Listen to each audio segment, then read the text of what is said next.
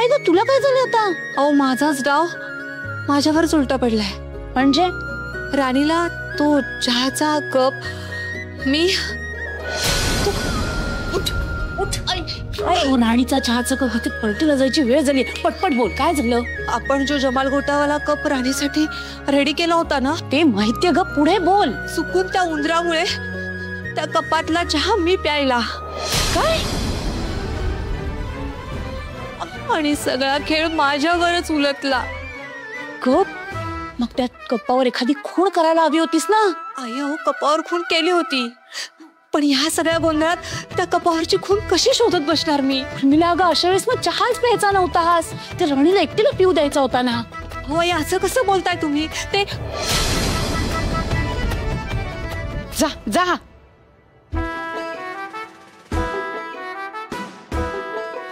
शिवाय तो कप माझ्या वाट्याला नाही आला.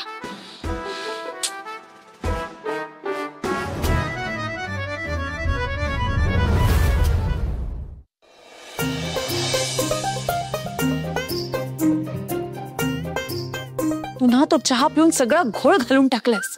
काहीच गरज नव्हती ग तुला तो चहा प्यायची. आयो तो जो चहा मी प्यायले नसते ना नंतर सगळ्यांना माझ्यावरच डाऊट आला असता. अगं एक वेळ ते परवडलं असतं ना. आता काय होऊन बसले बघितलंस ना. काही करून आपल्याला त्या राणीला पाठवायचं नव्हतं पार्टीला. आता तुला जाता येईल की नाही ही शंका येते मला. नाही पार्टीला तर मी जाणार. याशी मी आत्ताच औषध घेतले आई, थोड्या वेळाने वाटेल बरं मला. अगं पण आता कधीही निघावं लागणार आहे. कसं थांबवणार त्या राणीला आपण? नाही आई तिला येऊ देत पार्टीला. तिला तिची लायकी तिथे दाखवते. नाही हा काही झालं तरी मी तिला त्या पार्टीत जाऊ द्यायची नाही. आई येऊ देत तिला त्या पार्टीत. तिची मान झुकवण्याची आपल्याला अजून एक संधी मिळेल.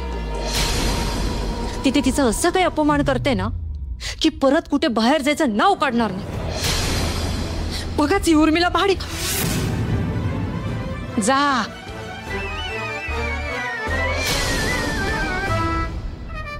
तोंडाची वाफ घालवता येते या पोरीला. मग अशी मोठं तोरच सांगून गेली ना मला. सगळं काही सांगण्यात अर्थ नाही, दाखवण्यात गंमत आहे. ही गंमत दाखवली आहे मला. आता जे बोलले ते त्या पार्टीत केलं म्हणजे मिळवलं.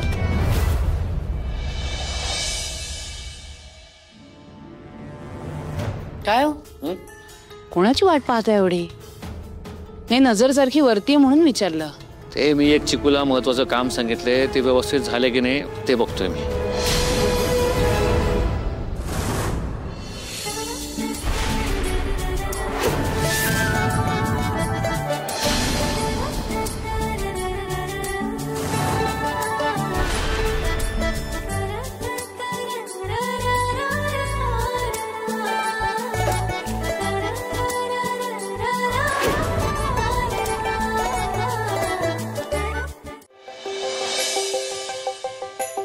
आबा काकी कशी दिसते राणी?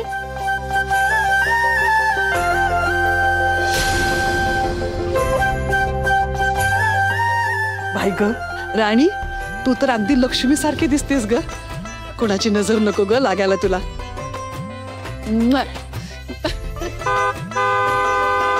राणी गाडीचा आवाज ऐकलास का? तुझा नवरोबा तुला घेऊन जायला आलाय. तू एक काम कर, तो यायच्या आधी तू माझ्या मागे हेडो. काकी या ना तिला लपवत पटकन या.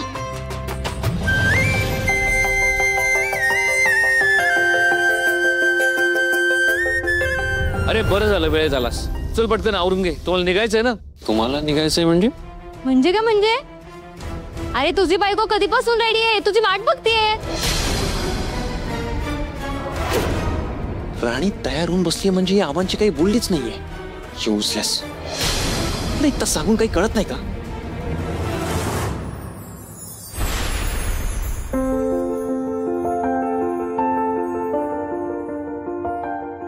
चला विक्रांत आणि उर्मिला आवरून आले. तू पटकन आवर जा. बापरे तुम्ही दोघे खूप छान दिसताय. थँक्यू. काय रे दादू तुझी बायको कुठे आहे नाही विचारणार का तू? हो ऍक्च्युली मी विचारणार होतो पण तू नको विचारू, पण आम्हाला तुझी काळजी आहे बाबा. सरप्राईज.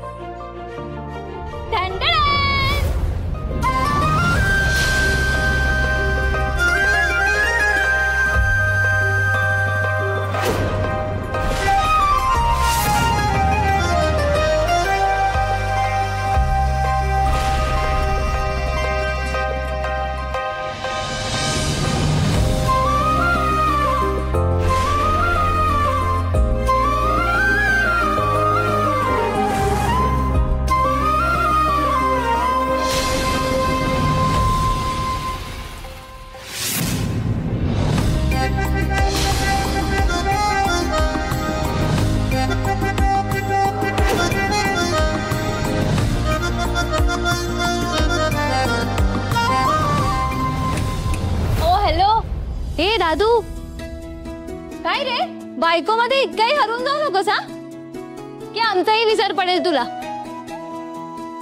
काय रे दादू, ती तुझीच बायको आहे, तिला आम्ही नाही तूच घेऊन जाणार आहेस.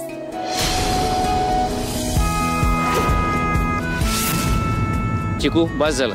बरं आता बोलत बसू नका. इंदिरा पटकन आवरून घे जा. थांबा. आता कशा करता थांबवताय?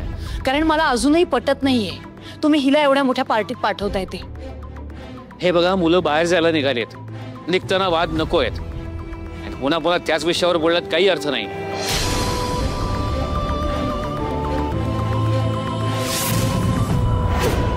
अहो मग हिची पात्रता नसताना हिला एवढ्या मोठ्या लोकांमध्ये पाठवण्यात काय अर्थ आहे? अशाने ना नाचक्की होईल आपल्या घराण्याची. आपणच आपली आबरू घालवायची का? आपली सून आहे ती, आणि मला खात्री आहे महाडिकांची सून म्हणून राणी आपलं नाव मोठंच करेल. तुमचा विश्वास नसेल तरी माझा विश्वास आहे. ते मला एक कळत नाही, इंदिराचा विरोध नाहीये, तुम्ही का विरोध करताय?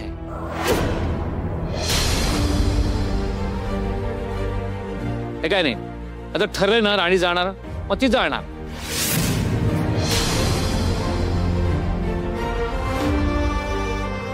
इंदिरा जा, पटकन आवरून घे. जा जा जा.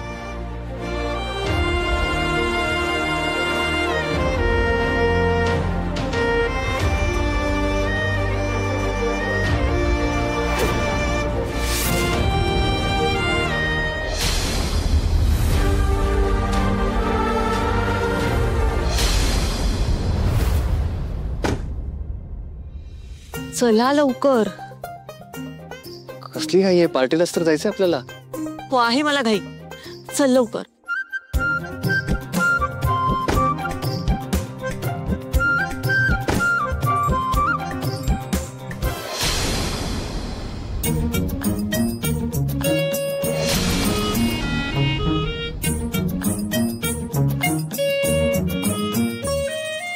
बेल्ट लाव.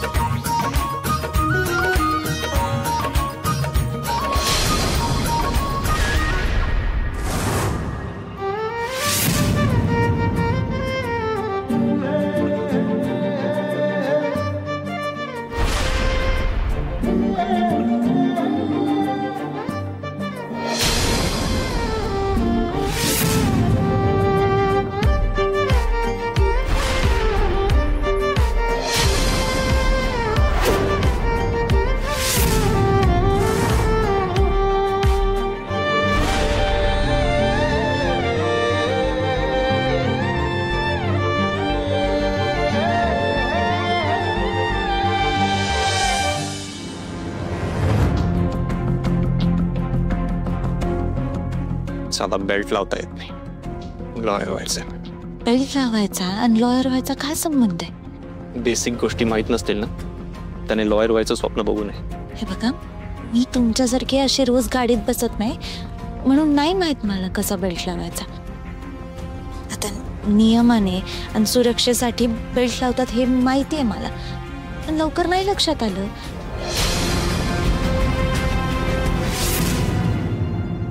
बरं झालं बाबा, राणीला पुढे बसवलंस.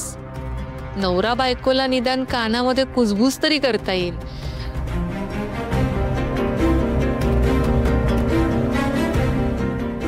इथे ही राणी छान हसून जात असली तरी तिथे पार्टीत हिच्या चेहऱ्याची दशा बदलणार आहे मी.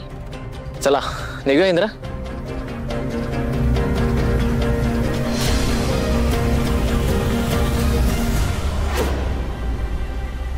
मला लवकरात लवकर काहीतरी करायला हवं, नाहीतर माझ्या हातातनं वेळ निघून जाईल. माझा इंद्रा त्या राणीत अडकत जायला नको हळूहळू. आता असं झालं की त्या राणीला या घराबाहेर काढणं शक्यच होणार नाही.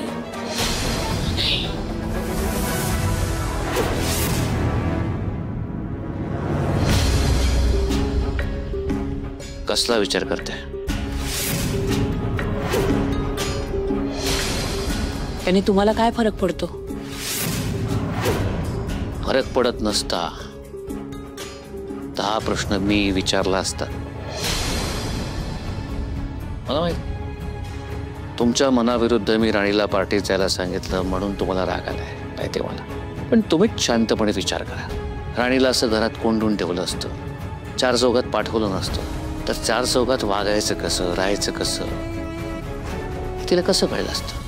अहो पण जर तिच्यामुळे त्या सगळ्या माणसांसमोर माझ्या इंद्राला खाली मान घालायला लागली तर काय करणार आहात तुम्ही? अशानं बिझनेसवर सुद्धा परिणाम होईल आपल्या. कळत का नाहीये तुम्हाला? जेवढा मी राणीला ओळखतो ना, राणीमुळे इंद्राला कधी मान खाली घालावी लागणार नाही. झाला तर राणीचा फायदाच होईल इंद्राला. झालाय कारण फॅक्टरीमध्ये म्हणून म्हटलं. काय तिच्याबद्दल तुमच्या मनात भूतकाळातल्या काही गोष्टी आहेत त्या तुम्ही उगाळत बसलात म्हणून तुम्हाला राणी नकोशी वाटते, बरोबर ना? हो अगदी बरोबर. आणि तुम्हाला एवढं सगळं कळत असून सुद्धा तुम्ही माझं मन जपायचं सोडून तिलाच पाठिंबा देताय. अशानं तिच्या नजरेत माझी काय किंमत राहिलो? हे तुम्ही बोलताय. अहो पदोपदी तुम्ही तिला त्रास देत आलात, तिचा रागराग केलात. मला सांगा कधीतरी राणी तुम्हाला उलटून बोलले का? कधीतरी तुमच्याशी वाईट वागले का? चुकीचं वागले? तुम्हीच सांगा.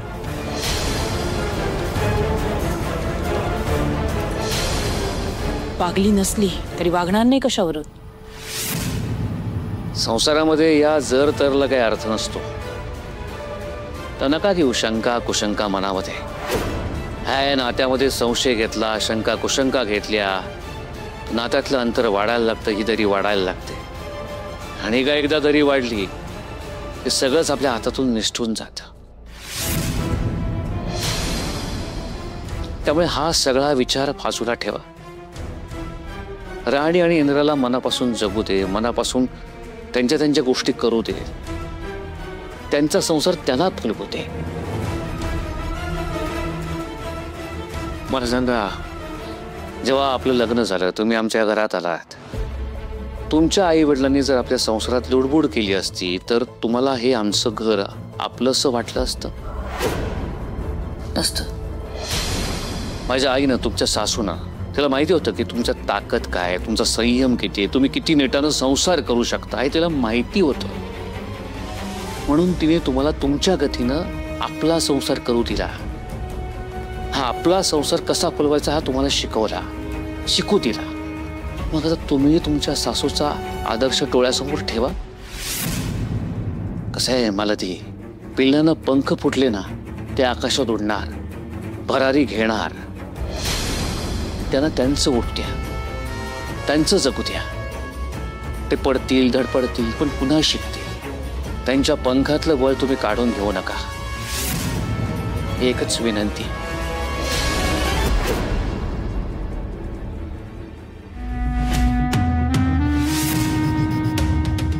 आईचं उदाहरण देऊन माझं मत बदलेल असं जर तुम्हाला वाटत असेल ना तर ते कधीच शक्य नाही. कारण मुळात आपलं लग्न सगळ्यांच्या इच्छेने झालं होतं आणि ती राणी माझ्या मनाविरुद्ध माझ्या घरात आली. त्यामुळे त्या राणीला तरी मी माझ्या घरात सुखाने जगू देणार नाही. माझ्या इंद्राच्या वाटेत मी कधीच आडवी येणार नाही. पण ही ब्याज जोपर्यंत माझ्या घरातून टळत नाही तोपर्यंत तिच्या पंखांवर मी असेच रोज वार करत राहणार. नाही त्या हुकुमाच्या राणीला तिच्याच पंखांचं ओझं वाटायला लागलं ना तर नावाची मालती महाडिक नाही मी.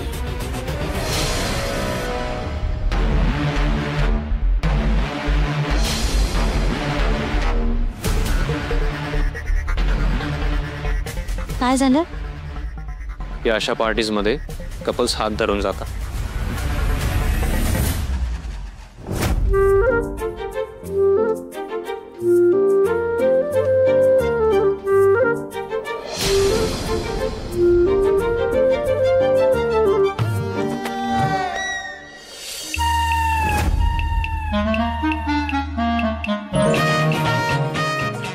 पोटात गडबड आहे.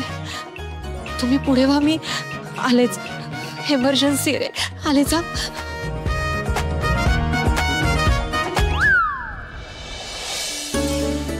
अरे हो, पण इंद्रजीत सर कुठे आहेत?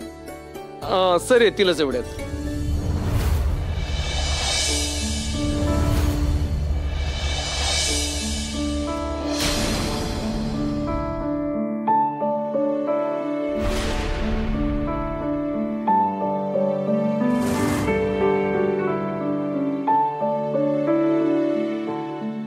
वेलकम सर, तुमचीच वाट पाहत होतो. Thank you. Good evening everyone. Good evening sir. तर मंडळी, मी एक सांगू इच्छितो की इंद्रजित महाडिक सर यांनी आबांच्या नंतर कंपनीची सूत्रे आपल्या हाती घेतली. MD झाले. त्यांची कंपनी खूप छान पद्धतीने ग्रो होते. इंद्रजित महाडिक हे सगळ्यात यंग MD आहेत. इतक्या लहान वयात कंपनी इतक्या स्मूथली हँडल करणं म्हणजे कौतुकास्पद आहे. Thank you so much. Mister Mahadik, खरं तर आम्ही थँक्यू म्हणायला हवं. काय आम्हाला तुमच्याकडून 4 गोष्टी शिकता येतील. तर काय बोलताय तुम्ही मोठे आहात माझ्यापेक्षा. अहो, तुम्ही फक्त वयाने लहान आहात सर. अहो, कर्तबगारी किती मोठी आहे हे प्रूव्ह करून दाखवताय अगदी दिवसागणिक. इंद्रजित सर, तुमच्या मिसेसची ओळख करून द्या. हो ना. हो.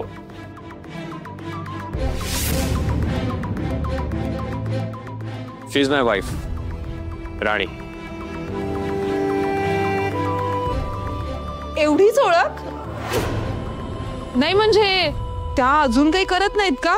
का फक्त हाऊसवाईफच आहेत? नाही, ऍक्च्युली ती Actually, I am pursuing my education in law right now. After that, I will get my license and then I will start working as a lawyer.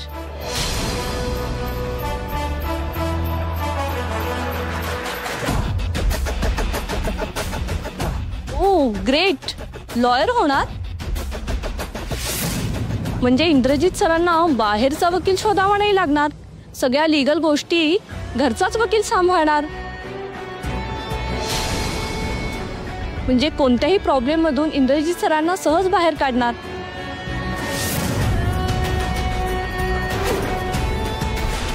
तुमच्या मिसेसकडून पाहून लगेच कळतं की त्यांच्यामध्ये द महाडिक असण्याचा जरा सुद्धा गर्व नाहीये. अगदी डाऊन टू अर्थ आहेत त्या. आणि आम्ही ऐकलंय त्या एका गरीब फॅमिलीतून आले आहेत. पण मिसेस महाडिक, गरीब श्रीमंत असं काही नसतं. माणूस म्हणून चांगले गुण आपल्यात असले ना तरी इनफ असतं. मिस्टर देशमुख, माझ्या मते तुम्हाला अर्धवटच माहिती आहे.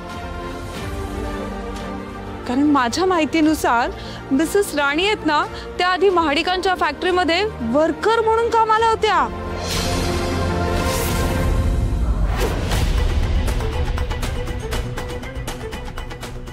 अरे वा, जखमेवरच बोट ठेवलं यांनी इंद्राच्या. आता सगळ्यांसमोर आभरूचे धिंडवडे सुद्धा निघतील आणि हा इंद्रा काही बोलूही शकणार नाही. मिस्टर महाडिक, त्या वर्कर असून देखील तुम्ही त्यांच्याशी लग्न केलं? अहो, राणी मॅडमचं लग्न त्यांच्या आईच एका दुसऱ्या व्यक्तीशी लावून देत होत्या.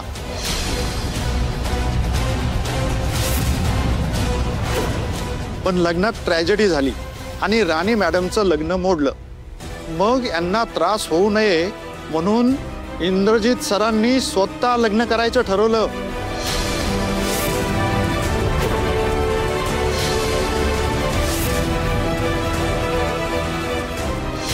आता मीच हे लग्न मोडते, मीच हे लग्न मोडते, मीच हे लग्न मोडते, मीच हे लग्न मोडते, मीच हे लग्न मोडते, मीच हे लग्न मोडते. कोण करणार आपल्याला आणि बरोबर लागेल. मी हे लग्न करायला तयार आहे, लग्न करायला तयार आहे, लग्न करायला तयार आहे, लग्न करायला तयार आहे, लग्न करायला.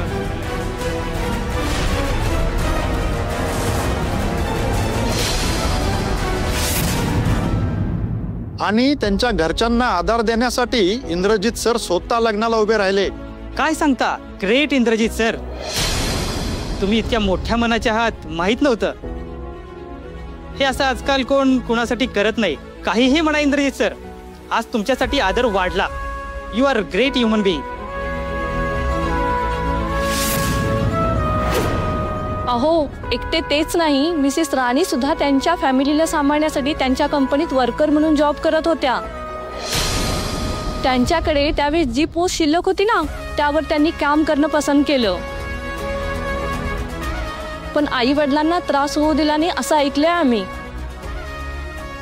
वा वा, म्हणजे एकूणच काय, they both are made for each other.